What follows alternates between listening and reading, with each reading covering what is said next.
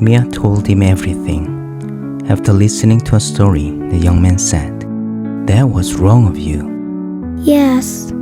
Mia murmured, her voice barely audible. "You cost a precious life." Thinking of the poor baby anteater, Mia nodded sadly, feeling like she was being scolded by her father. Sensing the heavy mood, the young man quickly tried to change the atmosphere and said cheerfully, "Why don't you come take a look at my camper van?"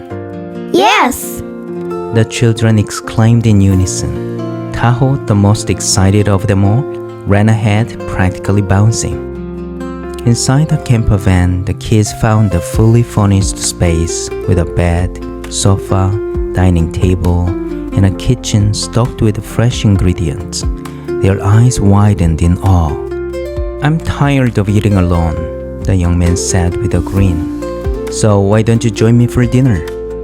For the kids who had been surviving on stale bread and dried cheese for days, there was no reason to refuse such an offer. The young man tied on an apron and began cooking a fragrant onion cream soup, followed by sizzling thick steaks and colorful vegetables on the grill. The children couldn't help but gape, their mouth watering. As Mia took her first sip of the rich onion soup, she was suddenly reminded of the warm vegetable porridge her father used to make for her when she had an upset stomach. Her throat tightened, and the soup felt heavy going down. I wonder how desperately that must be looking for me. Should I just ask this man to take me home? But what if the water in the bottle isn't really the elixir? If I give up now, everything we've been through will have been for nothing. While Mia wrestled with her thoughts, her hungry friends ate voraciously, stuffing themselves with the delicious food. Once their bellies were full, Taho began bombarding the young man with questions, his curiosity insatiable. The young man answered each one patiently, a warm smile never leaving his face. He explained that he had done all sorts of jobs to make ends meet and had earned a variety of licenses, from driving buses and trucks to piloting helicopters and small planes. Though he was married yet, he said he hoped to become a father to adorable children one day. Then, tapping his fork against the table, he began to share stories about the most magnificent city he had ever visited. The scenery there is absolutely breathtaking, so bright and dazzlingly white. The sun stays up almost all day long, which means kids like you can play outside until late. Wow! The children gasped.